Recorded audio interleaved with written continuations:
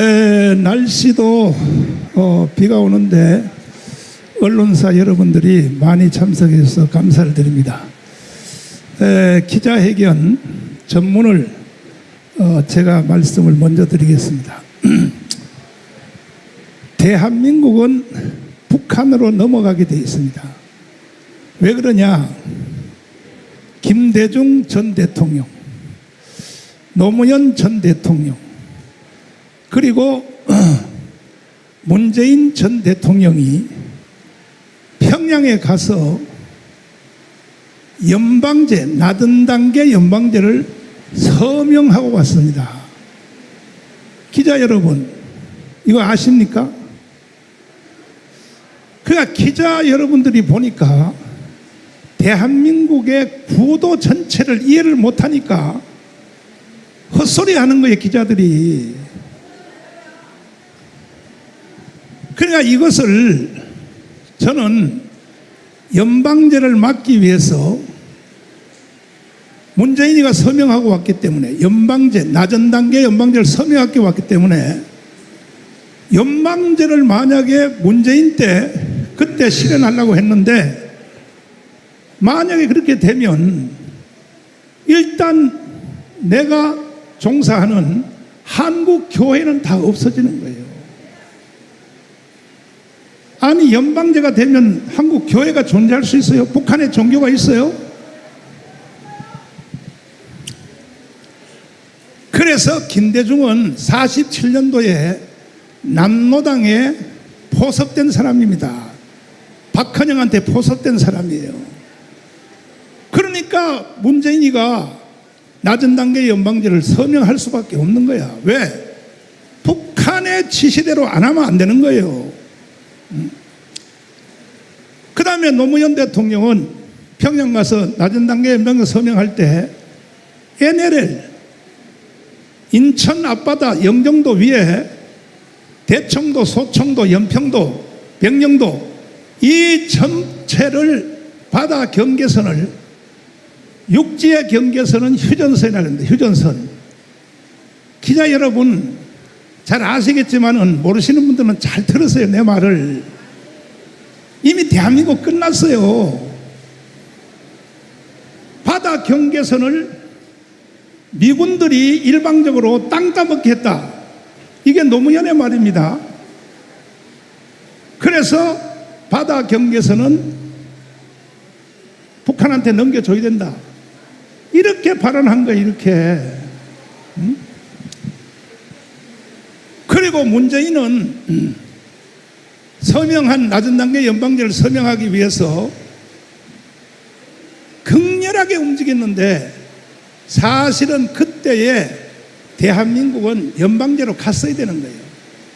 그러나 나는 이 문재인의 이 발언, 특별히 평창 동계올림픽에서 한번 보세요. 문재인이가 이게 간첩인가 아닌지 한번 들어봐 주세요. 평창 동계올림픽에서 뭐라고 발언했는가.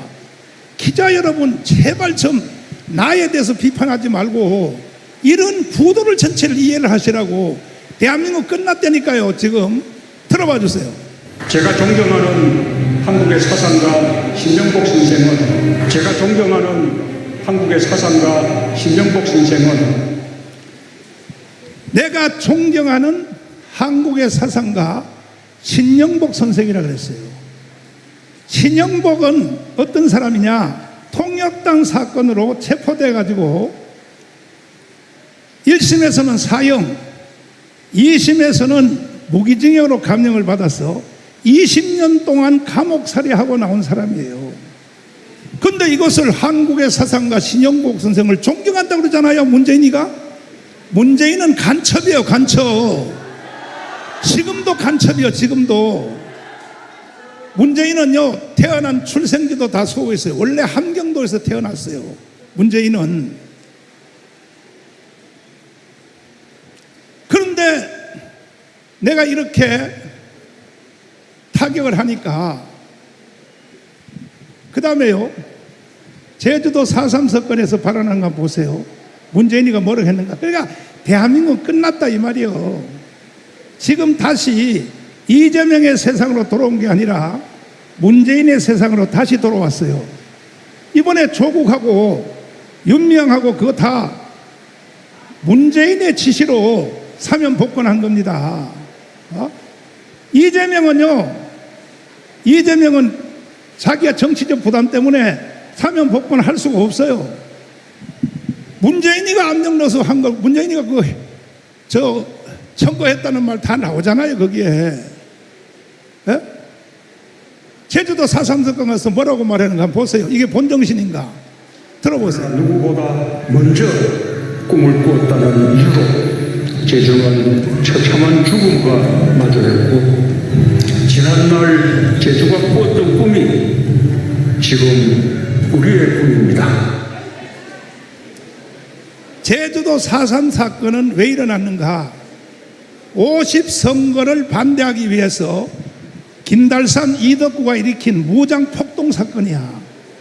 그런데 제주도 4.3에 가서 문재인이가 현역 대통령으로서 뭐라고 말했냐? 제주도 4.3 사건의 꿈이 우리의 꿈이라는 거야. 기자 여러분, 제주 4.3 사건의 꿈이 기자 여러분의 꿈이 맞습니까? 대답할 능력도 없으시죠, 기자들이.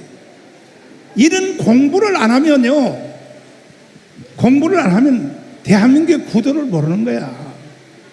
그래서 이제 연방제 통일을 원래 문재인이가 실행하려고 했는데 나한테 태클에 걸렸어. 가문운동에 걸려가지고 실행을 못해서 문재인은 대통령 말기에 김여정한테 욕을 바가지로 먹었어요.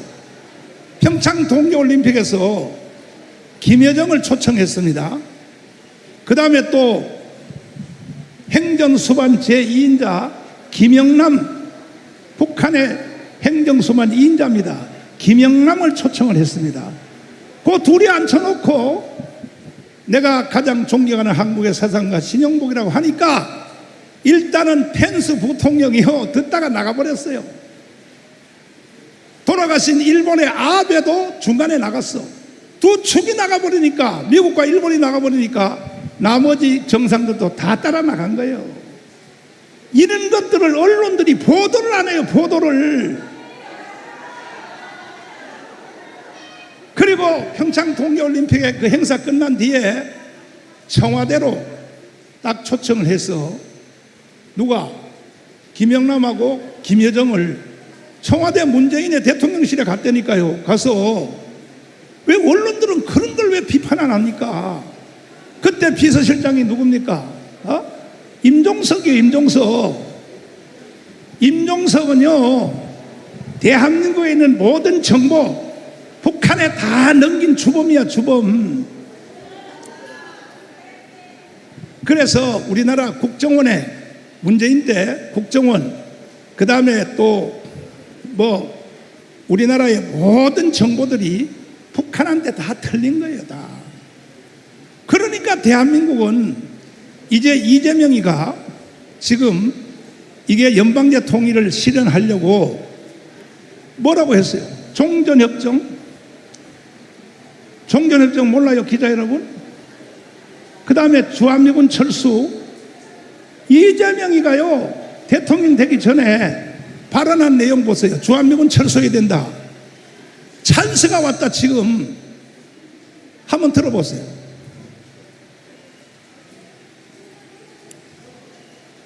이렇게 발언한 사람이 이제 이정영군하고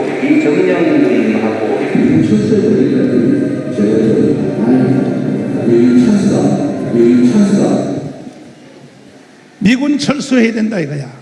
찬스다 이거야, 찬스.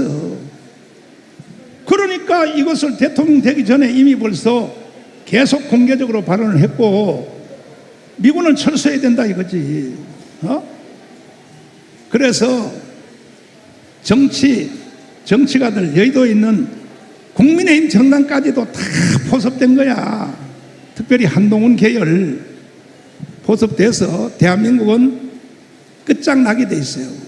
완전히 넘어가게 돼 있어요, 북한으로. 종전협정 하겠다. 종전협정 하면 어떻게 돼요? 주한미군 철수해야 돼요. 연합세 해체, 그리고 6.25 때 도우려고 왔던 16개국 유엔사 그거 다 해체되는 거예요. 이걸 지금 시행하려고 계속 이재명이가 떠들어대는 거야. 응? 기자 여러분,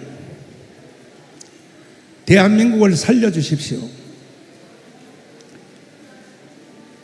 대한민국은 3대 좌파 대통령에 의해서 이미 끝장나 버렸어요.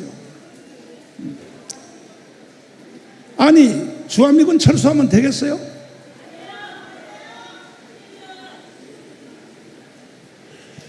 자, 그 다음에 여기 오는 기자 여러분들이 최고의 관심사가 서부 사태 때문에 여기 많이 오신 것 같은데, 서부 사태는 내가 잠시 후에 다시 한번 아직 이어서 내가 말씀드릴게요.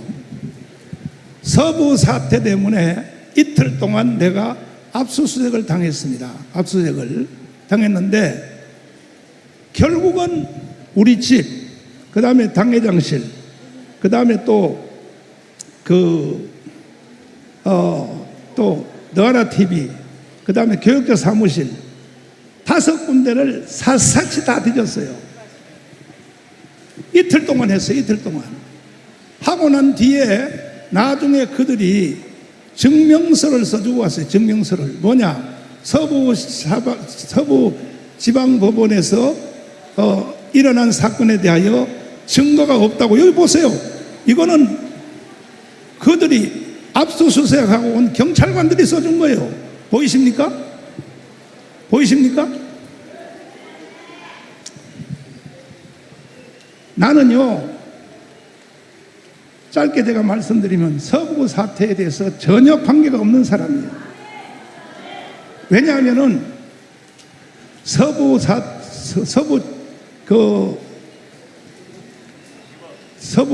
법원의 사건은 우리는 윤석열 대통령이 거기 증인으로 온다는 말을 듣고 우리가 윤석열 대통령을 응원하기 위해서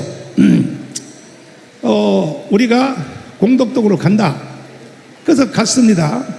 근데 지금 또 경찰관들이 자꾸 기자들 여러분이 흘리는데 불법 모임이다, 불법 집회다. 우리는요 집회 신고 다 해놨어요. 공덕동에다가.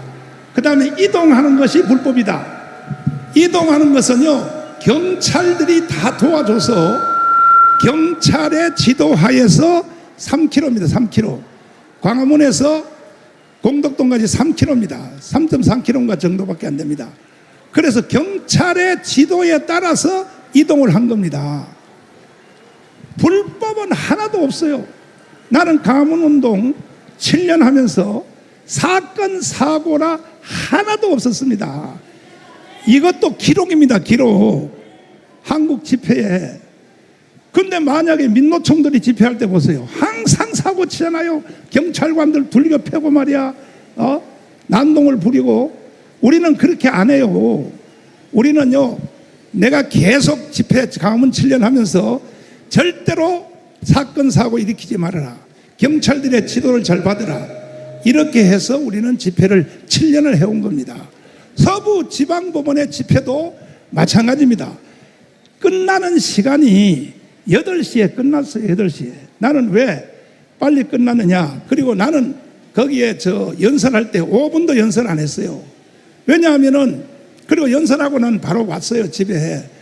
왜냐하면 나는 그 다음날 트럼프 대통령의 일반 초청이 아닙니다. VIP입니다. VIP. VIP 초청으로 트럼프 대통령의 취임식에 내가 가야 됩니다. 그래서 나는 짧게 연설하고 왔고, 그리고 내가 신혜식 대표님한테 물어봤더니 그 후에는 신혜식 대표님이 다 진행을 했으니까 몇 시에 끝나니까 7시 반에 끝났다는 거야. 7시 반에. 그리고 그 영상을 여기에 지금 다 찍혀 있어요. 영상 한번 틀어봐 주세요. 뭐라고 써있는가 보세요. 자, 가는 길이 바로 요 무대 뒤에 요 길을 쫙 따라 올라가시면 됩니다.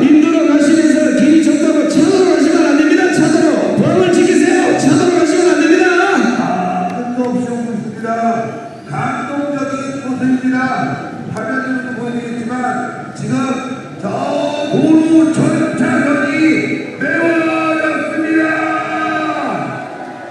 어마어마한 애국 시민이 지금 이 서부지방법원으로 모여들고 있습니다.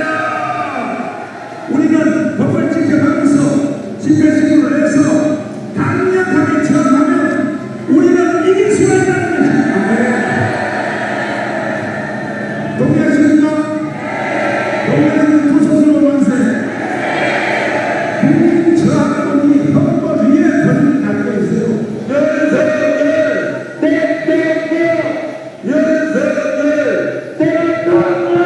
지금 좌파 불확진들이 들어와서 법원 담을 넘어가서 불법이 아니다 이러면서 선동질을 해갖고 인구가 담을 넘어가고 또 문제가 됐나 보죠.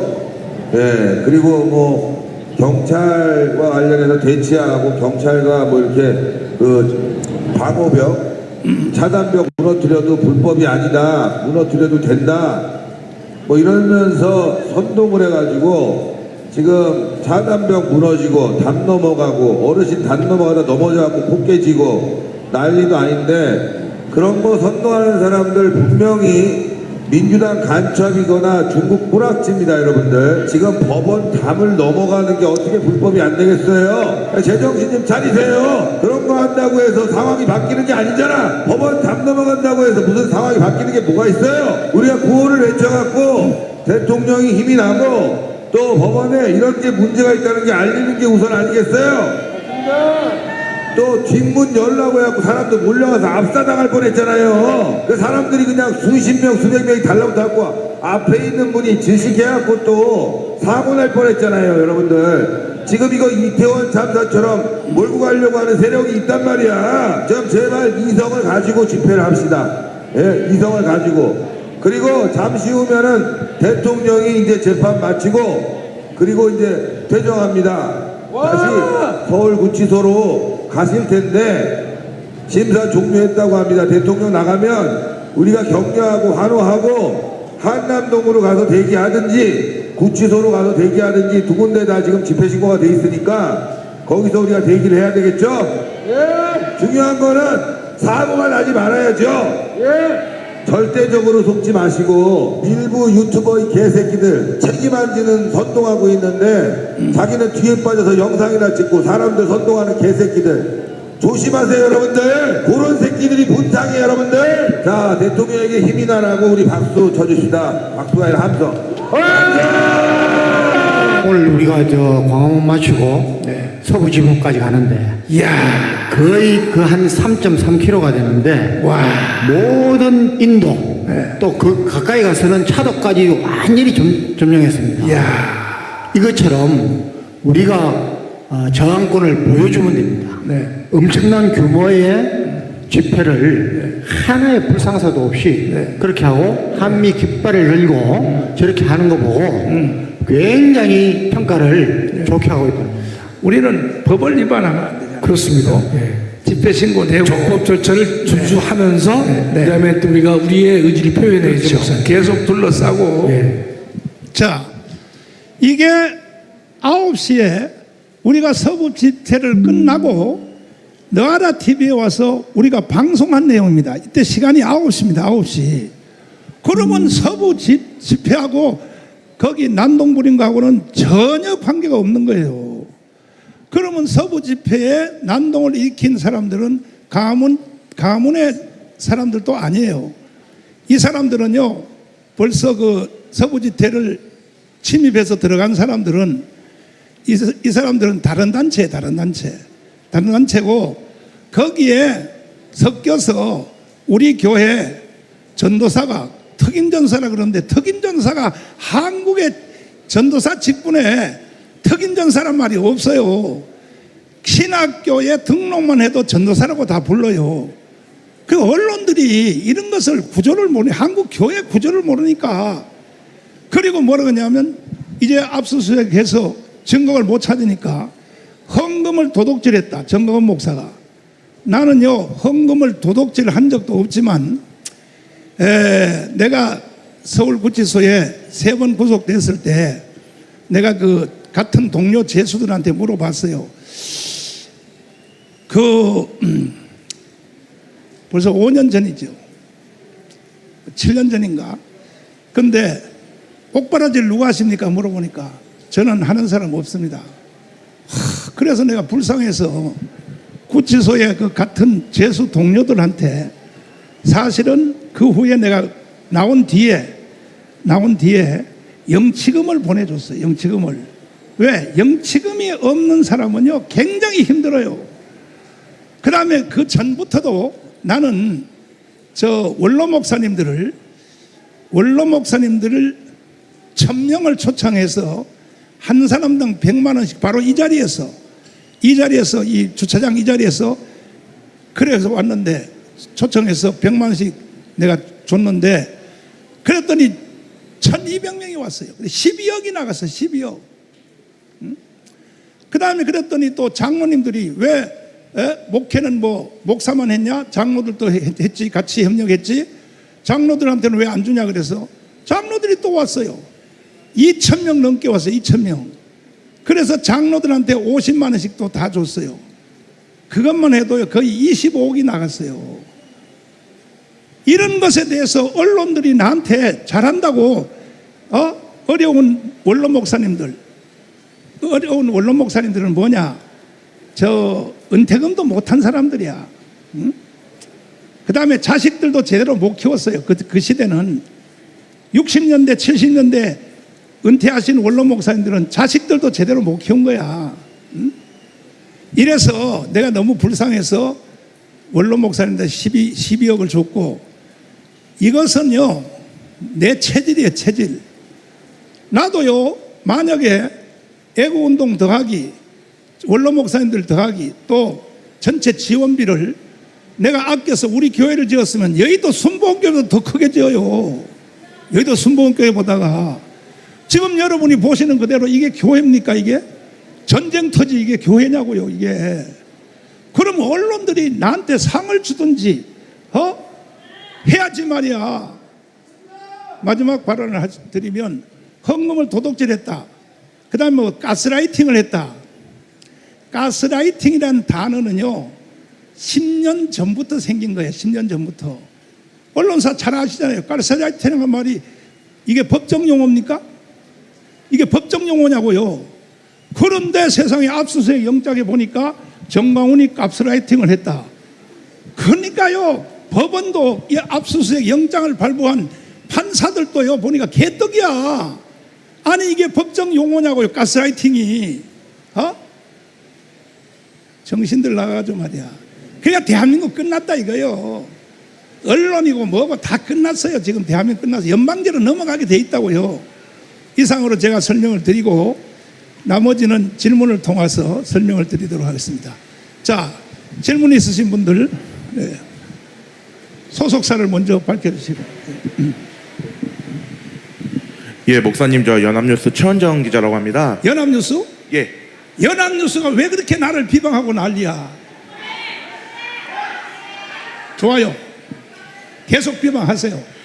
그 최근에 그 신혜식 대표가 대통령실 개입 정황 계속 공개하고 있는데요. 사실 목사님께서 그 광화문 탄핵 반대 집회 정점에 계셨기 때문에 당연히 목사님도 대통령실과 연락 주고받았을 거라고 좀 보는 사람들이 많아서요. 그래서 체포영장 집행이랑 뭐 서부지법 직전에 뭐 대통령 쪽으로부터 요청받거나 하신 게 있는지 있으시면 혹시 공개하실 의향도 있으신지 궁금합니다. 제가 말씀을 드릴게요.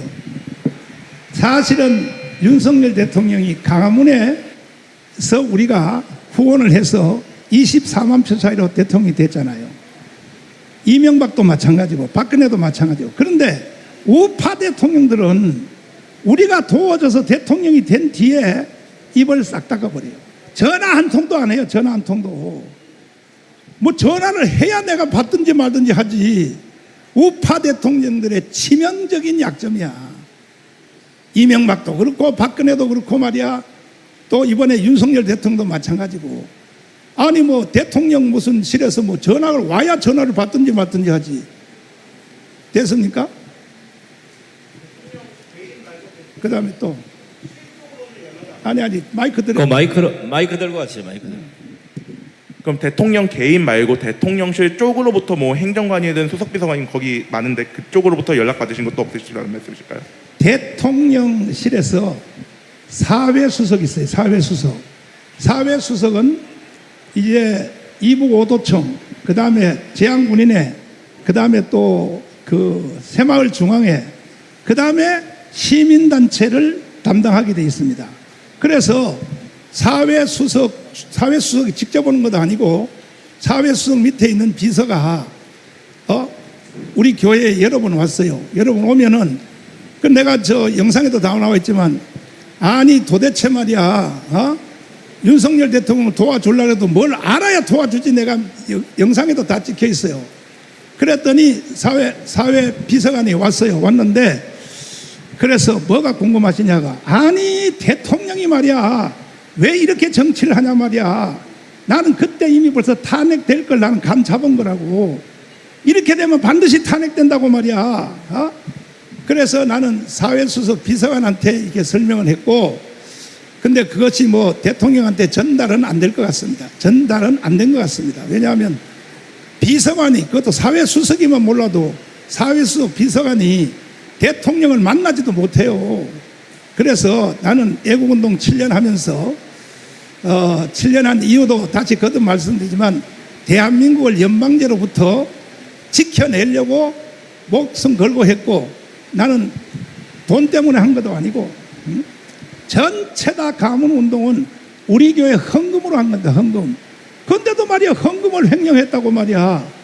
그리고 또 뭐 서부지법에 거기 저 100명 처음에는 100명인데 100명 영치금을 넣었다. 나는요 영치금 넣는지도 몰랐어. 나는요. 왜냐하면 나는 우리 교회에서 원로 목사로 은퇴했기 때문에 원래 사표를 내가 어디서 냈냐면 세 번째 구속됐을 때 서울구치소에서 사표를 냈어요. 당회장 사표를. 왜 냈냐면은 변호사님들이 나한테 말하기를 뭐라고 말했냐. 새로운 후임자를 찾으러 다니고 있다는 거야.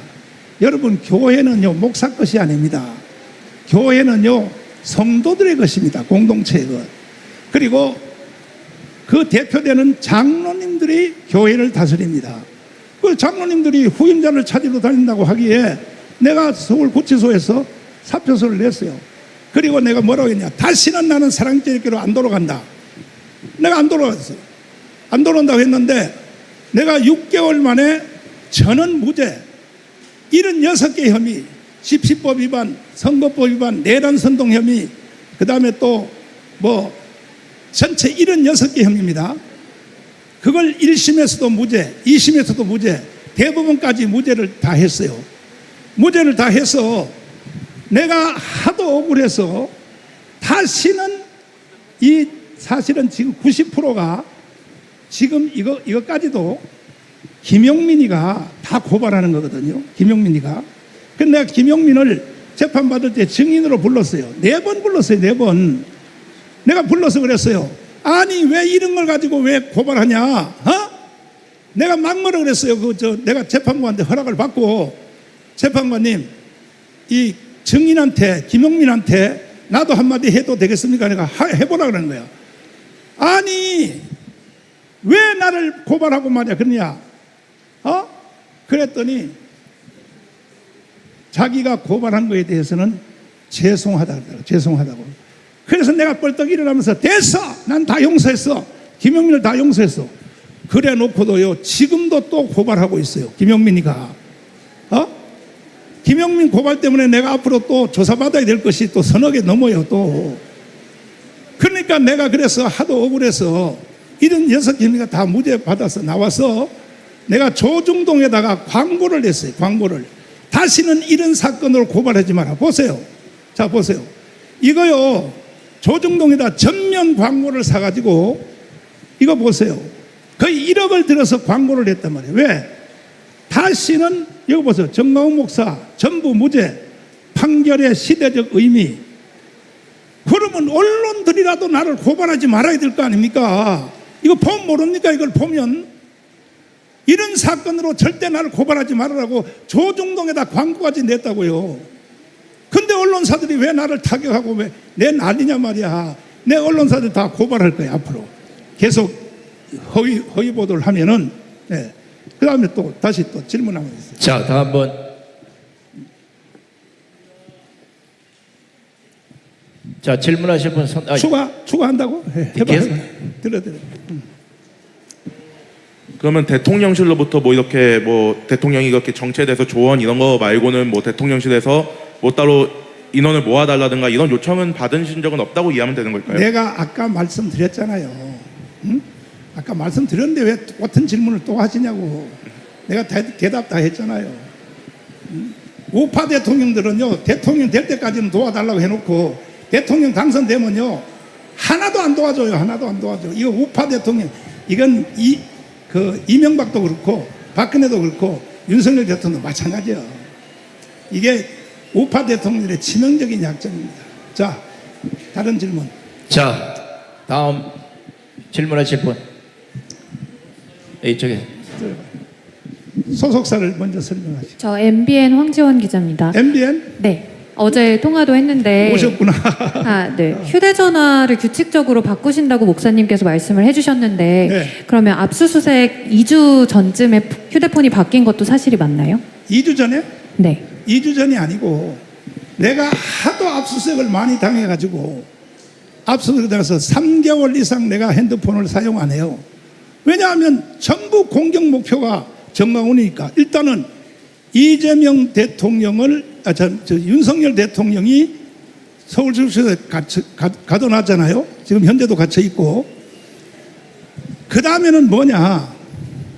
저는요, 모 정보기관으로부터 내가 어느 정보기관하고 말을 했더니 막 날 보고 왜 정보를 공개했냐 그러더라고요. 그래서 모 정보기관으로부터 저한테 연락이 왔어요.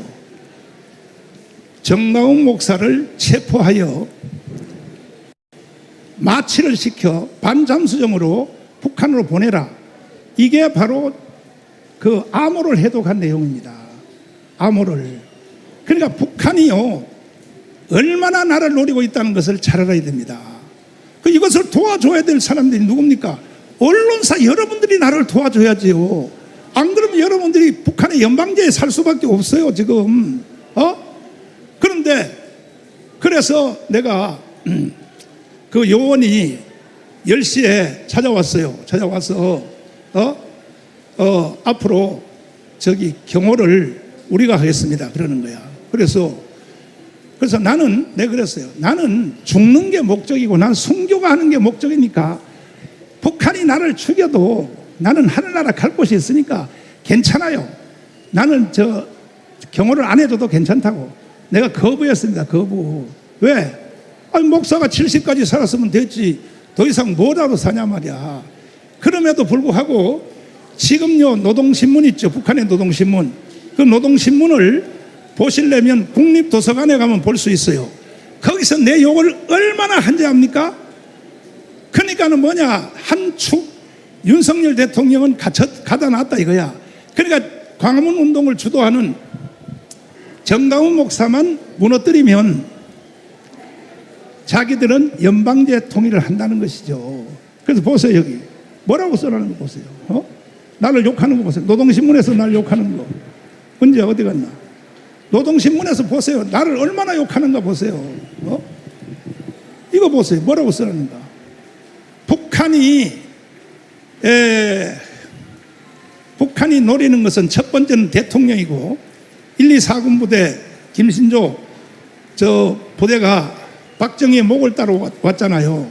일개 소대가 실패했어요. 그 다음에 아웅산에서 전두환 대통령을 폭파시키기 위해서 거기서 또 왔잖아요. 북한 영혼들이. 그리고 그 다음에 또 뭐 다른 대통령도 마찬가지. 우파 대통령들은 다 북한이 죽이려고 그래요. 흐름을 보면 모릅니까? 그 다음에는 뭐냐, 가문운동을 주도한 정강훈 목사를 죽이려고 하는 거예요. 노동신문에서 뭐라고 선동하는 거 보세요. 정강훈 목사를 극우 보수 떨거지 정상정하고 마비된 깡패 무리들, 가룟유다의 무리들이라고 맹비난하고 있다. 정상적 사고가 마비된 깡패 무리들 망동. 오늘 전세 마비된 깡패. 이거 보세요. 나를 비방한 거 한번 보시라고. 여러분도 나같이 한번 비방 당해 보실래요? 북한로부터. 그러니까 대한민국은요 이제 이재명에 의하여 연방제로 넘어가게 돼 있어요. 이재명이가 지금 발언한 거 보세요. 종전협정하겠다. 이게 본정신입니까? 종전협정하겠다? 그 종전협정을 하면 어떻게 되냐? 한미연합사가 해체돼요. 평택에 있는 주한미군은 다 나가야 돼요. 다. 기자님들 좀 공부 좀 하시라고. 이재명이가 뭔 말을 하는지 하루에 한 건씩 사고를 치고 있어요. 지금 하루에 한 건씩. 질문 다시 한번 해보세요. 또 다른 사람. 연합뉴스TV 최주원입니다. 그러니까 압수수색 2주 전도 그렇고 3개월마다 주기적으로 핸드폰을 바꾸신다는 말씀이신 거죠? 왜냐하면 내가 압수수색을 수십 번 받아봤어요. 그렇기 때문에 사실은 이번에도 압수수색하러 왔잖아요. 예고도 없이 왔어요. 새벽 6시에 왔는데 아무 증명이 없는 거야. 서부 사태하고 관계된 아무 내용이 없는 거야. 그래서 그들이 대실망을 하고 돌아갔죠. 그래서 증명서까지 다 띄워주고. 네. 다음. 저 하나만 더 여쭐게요. 그러면 대통령 개인도 아니고 아니 소속사가 어디라 그랬잖아요. 연합뉴스TV 최주원입니다. 대통령 개인도 아니고 대통령실 소속의 시민사회 수석 밑에 있는 비서관이 교회에 왔다고 하신 거잖아요. 그렇지. 교회에 와서 혹시 그렇게 좀 지지자 결집을 요청하거나 그런 멘트를 한 적도 있나요?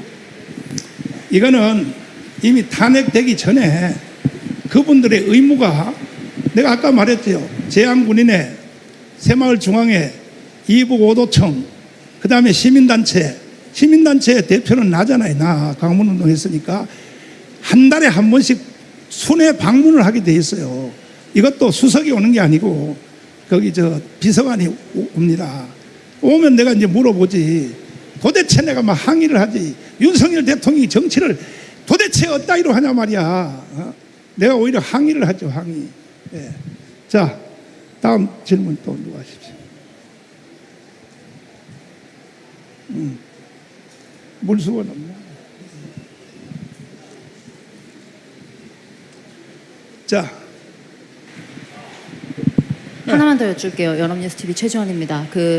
연합뉴스가 왜 이렇게 날 욕하고 난리야. 연합뉴스TV 최주원입니다.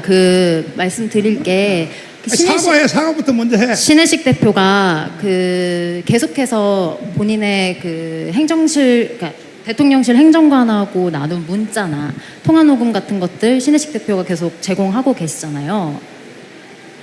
맞죠? 그거는 신혜식 대표한테 물어보세요. 나는 그 자체를 몰라. 네. 그러면 혹시 목사님께서도 핸드폰 같은 것들 이미 제출하실 의향도 있으신지 궁금해서요. 제출 다 했잖아요. 이번에 압수수색 할 때. 왜 같은 질문을 기자님들이 공부를 안 하니까 계속. 자, 연합뉴스 여러분 오셔가지고 뒤에. 계속 주던 다른 분이 못하잖아요. 자, 다른 분들 일단 좀 들어보겠습니다. 예. 자, 질문하실 분. 안녕하세요. 이데일리 방보경 기자입니다. 다름이 아니라 평소에 헌금 같은 건 몇 명이 관리를 하고 있는지 어떤 체계로 관리가 되는지 궁금하고요. 나는 대답을 말씀드리면 나는 이미 은퇴한 목사입니다. 은퇴한 목사니까. 그래서 나는 사표서를 서울구치소에 갇혀 있을 때 내가 사표서를 냈어요. 왜냐하면 장로님들이 후임자를 찾으러 다닌다고 변호사를 통해서 그렇게 연락이 왔어요. 변호사 면접은 하루에 3번도 더 하니까. 그래서 내가 그러면 내가 사표서를 내겠다. 그래서 내가 사표서를 서울구치소에서 벌써 7년 전에 사표서를 냈고 다시는 내가 사랑제일교회를 안 돌아간다고 선언했어요. 그랬더니 내가 6개월 만에 다시 나오니까 장로님들이 나한테 무릎 꿇으면서 목사님 죄송합니다. 목사님 5년 동안 못 나온 줄 알고 후임자를 찾으러 다녔다고. 그래서 그래도 나는 사랑제일교회 안 돌아가. 거부했습니다. 거부했는데 그래서 주일날 설교만 좀 해주세요. 설교 안 하면 사랑제일교회 해체됩니다. 그래서 내가 사랑제일교회를 위해서 내가 사랑제일교회를 개척을 했고 시작을 했고 그 다음에 사랑제일교회 목회를 50년 했습니다. 50년 하고 내가 은퇴하면요 최소한 은퇴비를 30억도 더 받아야 돼요. 은퇴비를 계산하는 법이 있어요. 한국교회 전체가 다. 자기가 헌금한 거에 대해서 10분의 1 이것을 50년 동안 곱하면 은퇴비가 나와요. 그러면 나는 30억도 더 받아야 돼, 은퇴비로. 근데 내가 거부했어요. 나 은퇴비 안 한다.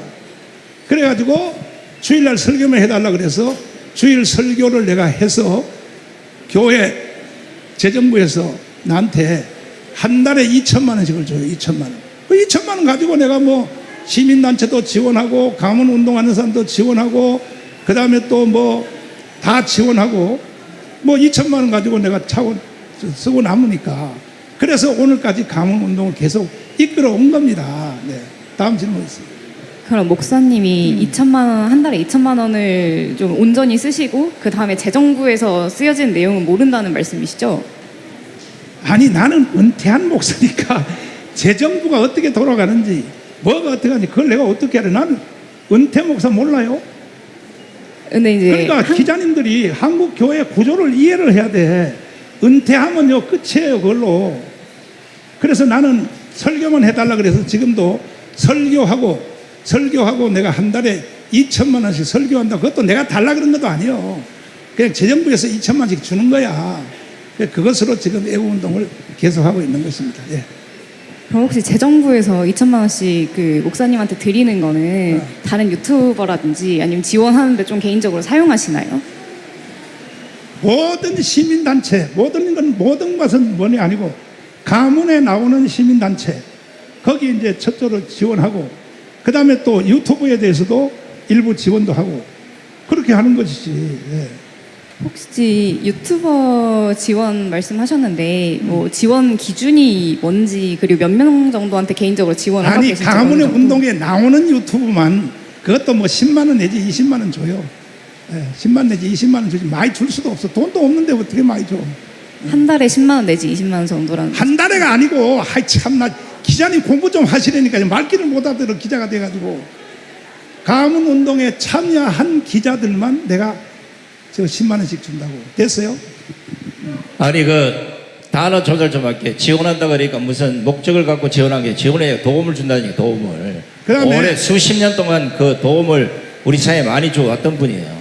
그 다음에 변호사님들이 내가 서울구치소에 갇혀 있을 때 공동회의를 통해서 우리 교회 전체 회의를 통하여 정관을 수정했어요. 정관을.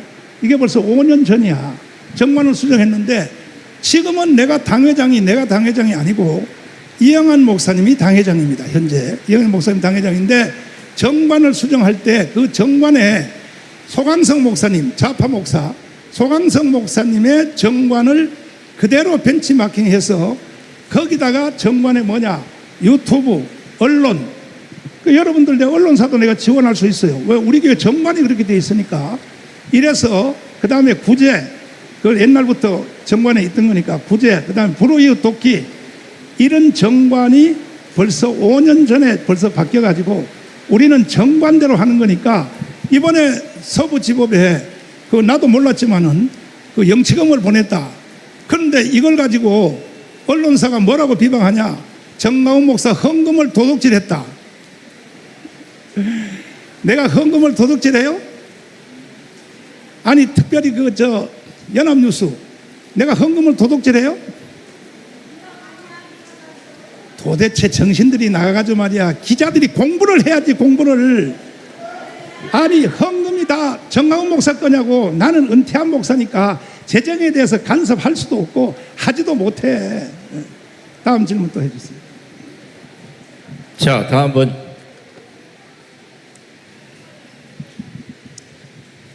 질문 없습니까? 연합뉴스만 아니 저 같은 분이 계속 하지 말고 다른 분 해봐요. 안 했던 분에게 기회를 좀 주십시오.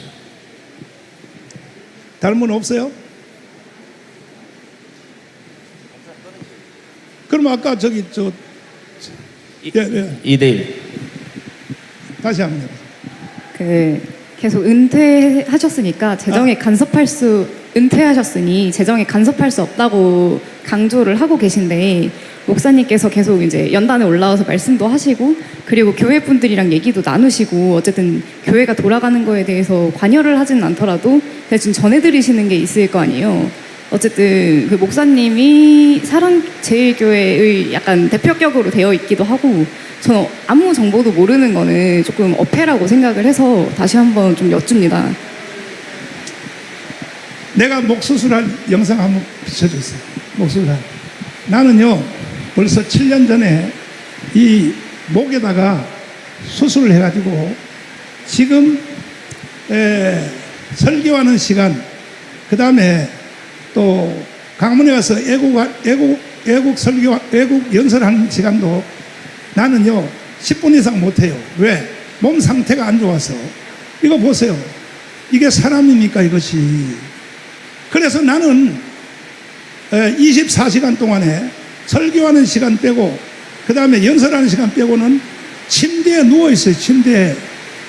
내가 활동을 할 수가 없어요. 이거 보세요. 이거 지금 보세요. 쇠를 박아놨잖아요. 목에다가. 난 지금도 목을 앞으로 못 숙여요. 앞으로. 내가 서울구치소에 갇혀있을 때 그때 교도관들이 그래요. 목사님 왜 발걸음이 그렇습니까? 그래서 내가 그 목 수술한 영상을 보여줬죠. 출력해가지고 보여줬어. 그래서 나는 정상이 아닙니다. 그래서 내가 의료병동에 있게 되었어요. 의료병동에. 그러니까 지금도 마찬가지야.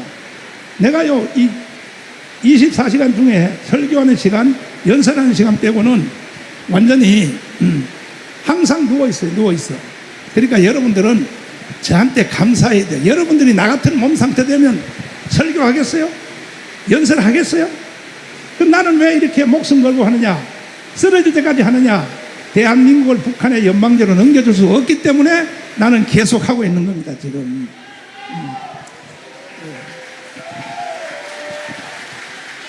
또 다른 질문. 이왕 기자? 네. 마이크 여기 있어요. 예, 뉴스의 이광원 부도국장인데요. 저는 이제 종교 전문 기자로 지금 33년째입니다. 기독교는. 그것도 목사이기도 하고요. 근데 제가 지금 한 가지 여쭤보고 싶은 게 하나 있어요. 일반적으로 교회 전도사라고 직임을 받을 때는 주일학교나 중고등부나 어떤 부서를 맡게 되는데 그 서부지원에 그 난입했다는 그 두 사람에 대해서 뭐 특임전사란 말을 저도 생소하긴 한데 그분이 교회에서 전도사라면 어떤 직분을 맡아 어떤 부서를 맡은 적이 있나요? 자, 뭔 말인지 알았고 그들은 우리 교회 정식 전도사가 아니에요. 원래 광주에서 전도사 하다가 청교도 신학을 하려고 여기 와 있던 사람이에요. 청교도 신학을 1기, 2기를 했어요. 뭐 윤영부하고 누구하고. 그러면 신학을 등록을 하면 등록되는 즉시 다 전도사로 부르는 거 알아요? 몰라요? 알죠? 어느 신학교든지 신학을 등록하면 다 전도사로 불러줘요. 그런데 이걸 무슨 특임전사라고. 아니 대한민국 교회에서 특임전사는 직분이 있어요? 없어요. 언론이 전부 다 조작하는 거야. 특임전사가 어디 있어요? 특임전사가 대한민국 교회 직분 중에 그냥 전도사지. 근데 이분들은 우리가 전도사로 임명한 것도 아니고 이 윤영보 이 사람이 그 광주에 거기서 유튜브 하다가 그 이제 우리 교회로 왔어요. 우리 교회로 왔는데 나는 이분이 우리 교회 등록한지도 모르고 왜 우리 교회 성도들이 약 4만 5만 명이 넘어요. 지금 우리 교회 성도들이. 그걸 내가 어떻게 다 하냐고 그것을. 그리고 난 또 은퇴한 목사인데 뭐 그냥 지나가다가 이 주차장에 나오다가 인사하면 그냥 할렐루야 하고 내가 인사만 받지. 차를 탈 때까지 내가 은퇴한 목사니까 교인들 관리도 교인들 얼굴도 제대로 모르고 심지어요 내가 이 조건을 하나 말씀드리면 내가 결혼 주례를 한 부부가 있어요. 부부가 있는데 내가 그 설교하고 마치고 나오면 내가 이랬어요. 빨리 결혼하라고 그랬더니 뭐라고 했냐면 목사님이 나를 주례했는데도 모르십니까? 그래. 이만큼 내가 잘 몰라요. 교인들에 대해서 관심 없어요. 저는 설교에는 관심 없어요. 다른 질문 또. 자, 다음 분. 시간이 많이 지났는데 꼭 하실 분만 좀 하시면.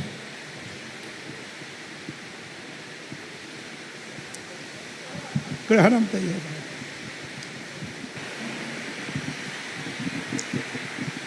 그러면은 아까 얘기 듣기로는 그러면 12월 1월 지금 수사선상에 올라 있는 12월 1월 행적은 지금 경찰이 갖고 있는 휴대폰에 없다는 걸로 이해가 되는데, 그럼 그때 그 12월 1월 행적이 들어있는 휴대폰은 지금 갖고는 계신지, 그리고 갖고 계시다면 이미 제출하실 의향도 있으신지 그걸 여쭤봅니다. 압수수색 당했다가 다 경찰관한테 넘겨줬고 어제 돌려받았어요. 어제. 그럼 그 휴대전화에는 1월, 12월 행적도 다 있는 거라고 봐야 될까요? 아니 나는 그것도 잘 몰라. 그거 잘 모르고 나는 하도 압수수색을 뭐 수십 번 받아봤기 때문에, 왜냐하면 언론사 여러분들 때문에 그런 거야. 그래서 내가 압수수색을 수십 번 받아봤기 때문에 나는 습관적으로 3개월 만에 한 번씩 핸드폰을 바꿔요. 그리고 만약에 그리고 저번에 사용한 핸드폰도 압수수색해서 가져갔어요. 가져갔는데 거기 내용이 뭐 있냐고요. 아무것도 없어요. 나는요 설교하고 그 다음에 또 그거 외에는 뭐 전화하는 것도 없고 이런 상태입니다. 가져간 건 압수수색 2주 전에 바꾸신 거고요. 뭐요? 경찰이 가져간 거는 압수수색 2주 전에 가져간 거예요. 아니 2주 전에가 아니고 2달 전에. 네, 2달 전에. 네. 또 만약에 압수수색 올 줄 알았으면 내가 하루 전에 바꿀 걸 잘못했지. 근데 나는 감출 게 없어. 나는 정정당당하게 한다니까 모든 것을. 내 성격을 모르시나요? 거의 없는 것 같은데 마지막으로 이대리 기자님, 예, 마지막 질문으로 받아드리겠습니다. 또 유튜버한테 이제 10만 원씩 지원한다고 말씀하셨는데 그 주기가 어느 정도고 신남성 연대랑 만나는 적 참나 정말 기자님 진짜 못 알아듣네. 강원문에서 나오는 그 당일날 나오는 사람 그 유튜브만 내가 10만 원씩을, 그것도 다 주는 게 아니요. 나한테 도와달라고 하는 사람만 도와주지. 그 같은 말을 여러 번 자꾸 시켜. 그럼 마지막으로 그 일요일에 가스라이팅 발언을 하셨잖아요. 그 교회에 오는 건 가스라이팅을 당하기 위함이다 뭐 이렇게 말씀을 하셨는데 그렇게 하면 사실 경찰의 영장에 적혀 있는 그 가스라이팅이랑 별 차이가 없는 게 아닌지 목사님이 스스로 시인하신 게 아닌가요? 들어보세요. 이게 압수수색 영장이 잘못된 거야. 아니 법정 용어에 가스라이팅이라는 말이 있어요. 그런데 압수수색을 발부한 서부지법 이 사람이 말이야 가스라이팅 그걸 다 써놨는데 그걸 그대로 발부한 거야. 가스라이팅이라는 말은 법정 용어도 없고, 내가 아까 말했죠. 이거는 10년 전에는 쓰지도 않는 용어라고. 10년 전에는 그런데 말이야 가스라이팅이라고 내가 딱 그 압수수색 영장에다 써가지고 왔다고. 그래서 내가 열받아가지고, 그래 교회는 가스라이팅 당하기 위해서 온 거다. 가스라이팅. 내가 반격을 했죠. 반격. 설교 시간에. 무슨 가스라이팅이야. 가스라이팅은 교회는요 이걸 교회 용어로 말하면 뭐냐, 은혜 받으려고 오는 겁니다. 은혜 받으려고 오는 것이 그걸 가스라이팅 한다고 그래요? 네, 그래서 역발상으로 내가 공격한 거야. 그래 여러분 다 오늘 나한테 가스라이팅 당하세요. 정말 참나 정말. 교인들한테 그만큼 영향을 미치고 있다는 걸 말씀하신 게 아니라 은혜를 애둘러서 가스라이팅이라고 말씀하신 거라고요? 자, 기자님 우리 교회로 오세요. 우리 교회 다녀. 그리고 내 설교 좀 들으라고. 내 설교 들으면 이게 비속어 가스라이팅 했다는 것이 왜 이것이 이해가 되냐 하면은, 우리 교회에 오신 분들은요 내 설교에 은혜 받고 오는 거야. 이걸 가스라이팅이라 그러면 안 돼. 은혜라 그래야 돼. 은혜 받기 위해서 오는데, 지금 우리 교회가 성도들이 4만 내지 5만 명이 넘어요. 우리 교회가 교회도 없는 교회에서 보세요. 주차장에서 다 예배드리고 말이야, 체육관에서 예배드리고 말이야, 이렇게 예배드리는데 그 사람들이 여기 왜 오겠어요? 내 설교에 감동 강화를 받고 오는 겁니다. 자, 됐어요? 없어요 이제? 자, 그러면 저도 한 가지 여러분에게 부탁드리겠습니다. 틀림없이 지금 여기 오신 뭐 YTN 종편 그다음에 그 공중파 이 사람들은 가서 또 이렇게 보도할 겁니다. 내가 미리 경고하는 거야. 정마훈이 기자회견한 걸 봤더니 소리만 지르더라. 당신들 내가 북한으로 다 연방제로 보내버릴 거야. 차라리.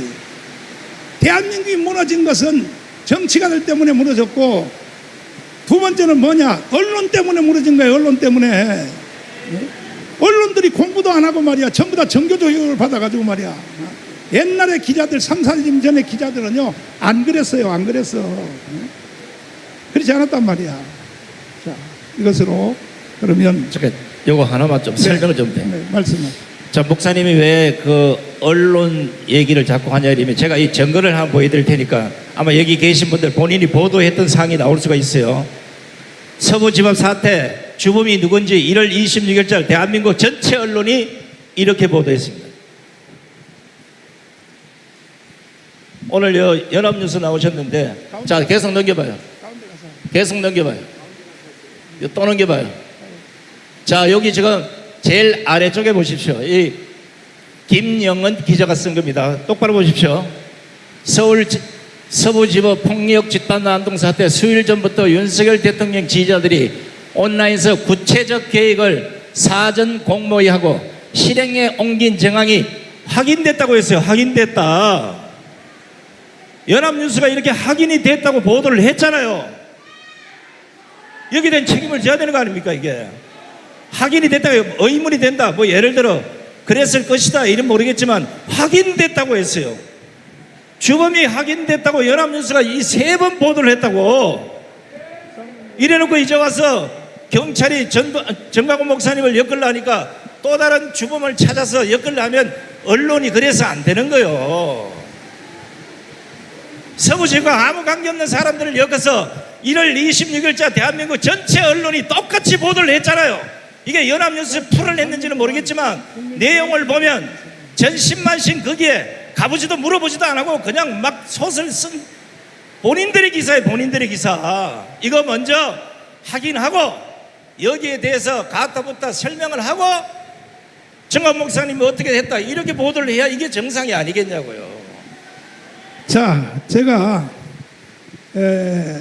한마디만 더 드리는데, 우리는 서부지법 사태에서 8시에 종결했고 그 다음에 돌아온 뒤에 9시에 내가 방송까지 했고 아까 영상도 내가 다 보여줬고, 그런데 지금은 또 뭐라고 나를 비방하냐면, 근데 서부지법 사태를 일으킨 사람들은 우리 단체가 아니고 새벽 3시에 윤석열의 구속영장이 딱 확인되니까 걔들이 난동을 부리면서 들어간 거예요. 걔들이. 그건 우리 단체가 아니란 말이야. 우리 단체가. 그거 다 증명이 돼 있는데 말이야. 그 다음날 새벽 3시에 들어갔다고. 3시에. 우리는 그때 이미 미국 가 있었어. 미국 가 있었다고. 근데 말이야, 서부 지법 사태를 정강훈 목사가 배후에서 다 조정했다. 정신들 나간 소리 하지 말라고. 그 다음에 지금 우리는 8월 15일 날, 8월 16일 날 이틀에 걸쳐서 서울역 광장, 그 다음에 또 본대회는 전국대회는 이 광화문 광장에서 국민 저항권으로 우리는 나라를 바로 세워야 됩니다. 그런데 이걸 내가 계속 벌써 5년 전부터 국민 저항권을 말을 했더니, 국민 저항권이 사기치지 말아라. 국민 저항권이 헌법에 있냐. 자꾸 이렇게 헛소리를 하는 거야.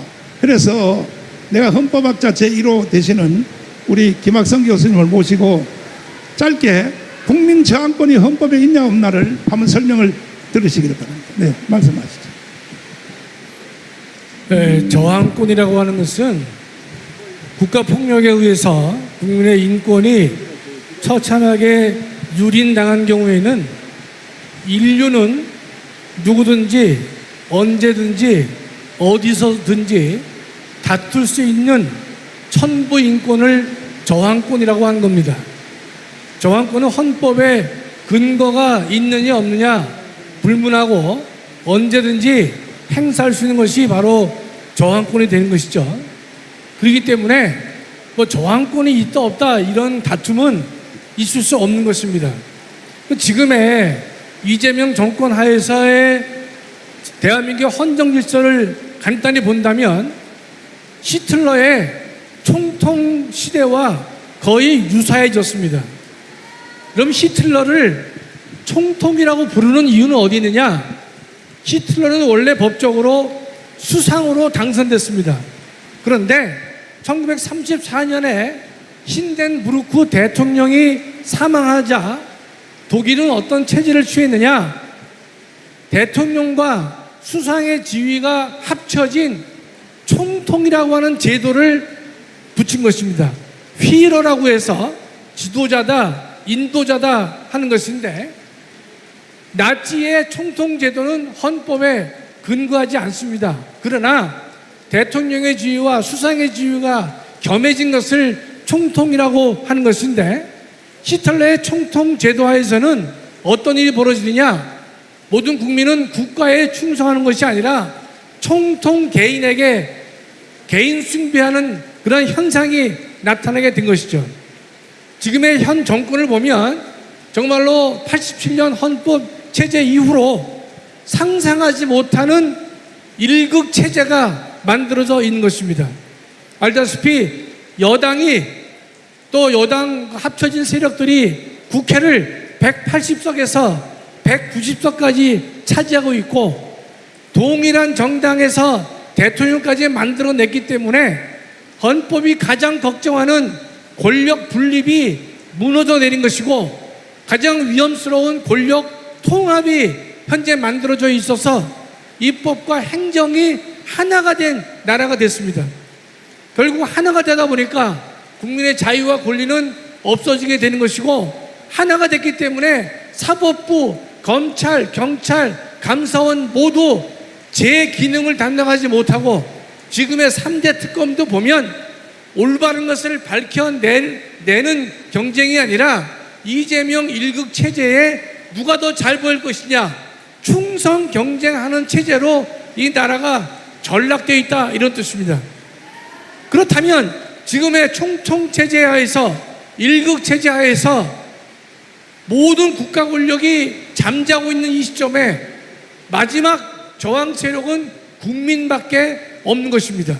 그렇다면 대한민국 국민들은 이 잘못돼 가고 있는 부도덕하고 부정의한 국가 권력에 의해서 나라가 망하게 될 것이고, 또 인권이 유린되고 있다면 이와 같은 파괴된 헌정 질서를 회복하기 위해서는 하늘이 부여한 저항권을 가지고 나라를 지키고 교회를 바로 세워야 될 것이다. 이런 의미가 바로 금번 8월 15일과 8월 16일 날 계획되고 있는 국민대회의 본질이 되는 것입니다.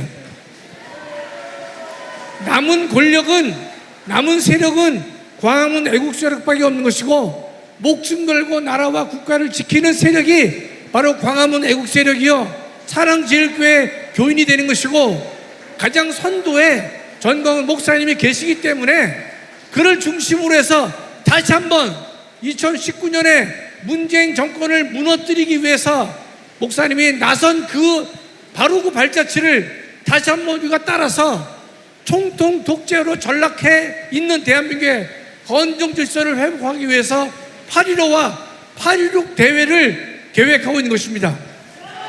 우리 모두 나라를 살리고 국가를 살리는 이 일에 함께 동참해 주시기를 간절히 부탁드립니다. 감사합니다. 자, 밖에 비가 많이 오는데 아마 우리 기자분들이 집회에 대해서 집회 여기에 대해서 아마 기성정결을 아마 잘 모르는 것 같아요. 보도하는 내용을 보면 그래요. 집회가 이래 됐습니다. 경찰에 사전에 신고를 하고 몇 시부터 몇 시까지 집회를 하겠다, 이렇게 신고를 하고 집회를 합니다. 그런데 집회가 신고된 시간을 넘어서게 되면 불법 집회라고 경찰이 사전 경고를 하고 그 집회를 못하게 합니다. 자, 그렇다면 서부지법 거기에 광화문 집회를 끝내고 갔던 분들이 8시 반에 집회 해산 명령을 내리고 흩어졌습니다. 집회 해산 명령을 내렸다는 것은 집행부에서 관리하고 감독하고 책임을 져야 될 모든 건 다 끝났다는 거예요. 해산 명령을 내리면 그 이후부터는 경찰이 관리를 해야 됩니다. 그런데 새벽 3시에 그런 사건이 터질 때까지 경찰은 도대체 뭐 하다가 이제 와서 엉뚱한 사람들에게 책임을 묻는 겁니까? 이걸 잘 아셔야 돼요. 집회가 그냥 뭐 아무 때나 그냥 밤새도록 하는 게 아니라 정해진 시간 내에 집회를 할 수 있는 것이고, 그 시간이 넘어서게 되면 해산 명령에 따라서 경찰이 책임을 져야 되는 겁니다. 그거는. 자, 이제 왜 정강훈 목사님과 많은 분들이 광화문 광장에 모여서 자유 대한민국을 부여잡고 왜 그렇게 소리를 치는지, 평생을 군에서 국가를 위해서 희생하다 마지막을 지금 광화문 광장에서 함께 싸우고 계시는 우리 황중성 장군님의 연설을 마지막으로 듣고 오늘 행사를 모두 끝내도록 하겠습니다. 여러분, 제가 딱 5분만 말씀드리겠습니다. 저는 평생을 군인으로 살았습니다. 또 2011년도에 전역할 때도 이제는 내가 사회에서 다른 걸 안 하겠다, 오직 하나님께 충성하겠다고 했습니다. 그런데 지금 애국운동 정강훈 목사님을 뭐 조금 도와드리면서 옆에 있습니다. 여러분, 자, 비스마르크 독일 재상이 이런 말을 했습니다. 역사로부터 교훈을 얻지 못하는 민족은 망하게 돼 있다 그랬습니다. 그리고 어리석은 사람들은 역사로부터 교훈을 받지 않고 자기 경험을 로부터 교훈을 받는다 그랬습니다. 여러분, 우리 기자님들, 저는 우리 젊은 세대한테 정말 호소하고 싶습니다. 여러분, 지금 전 세계에 120여 유엔 가입국 중에 거의 75%, 80%는 자유민주주의 국가입니다. 미국하고 친하거나 미군이 장기적으로 오랫동안 주둔한 그 국가들이 탑10 안에 다 들어야 했습니다.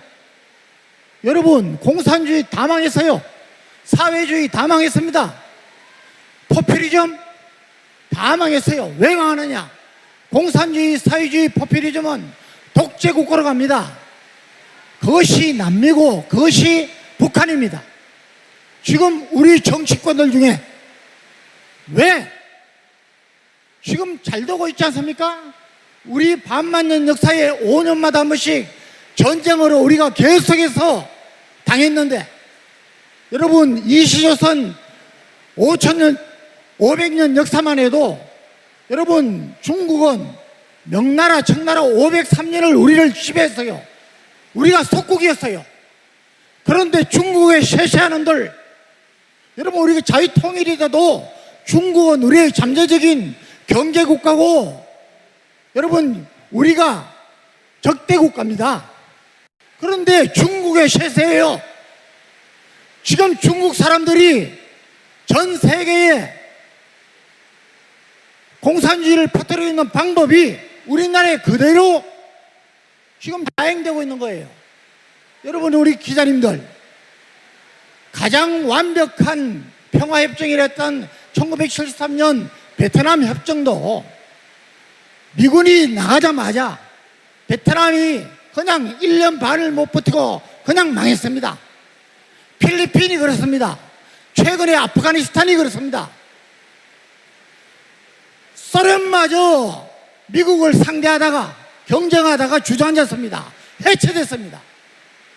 지금 세계 각국에서 가장 꼴찌 국가가 김정은의 북한입니다. 북한을 따르는 정부, 이런 사람들한테 왜 그럽니까?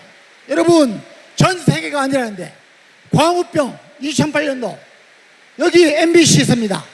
MBC가 광우병을 선동했어요. 그때 선동한 놈들 지금 정치권에 들어가 있어요. 사과했습니까?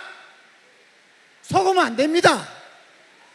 사드, 후쿠시마, 오염수 전 세계가 아니라는데 계속해서 이놈들은 그걸 팔아먹었어요. 나는 우리 정치가 정말 이제 책임지지 않는 놈들은 정치 선출직 국회의원이든 대통령이든 장관이든 하면 안 된다고 봅니다. 여러분, 기업들 다 나가지 않습니까? 예? 왜 거기를 따라갑니까? 우리 젊은 기자님들, 여러분 20, 30년 후에 여러분들이 우리와 같이 살 것 같습니까? 아닙니다. 저는 국가기밀을 누구보다 많이 아는 사람입니다. 망하게 되어 있습니다. 정신 똑바로 차려야 됩니다. 저는 우리 정치가 정말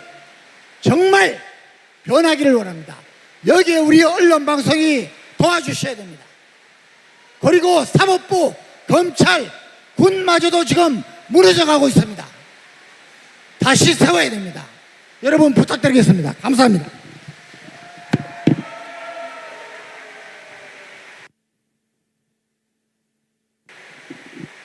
자, 지금 거의 폭우가 쏟아지는데 그럼에도 불구하고 오늘 기자회견 장소에 와주신 여러분께 먼저 감사를 드립니다.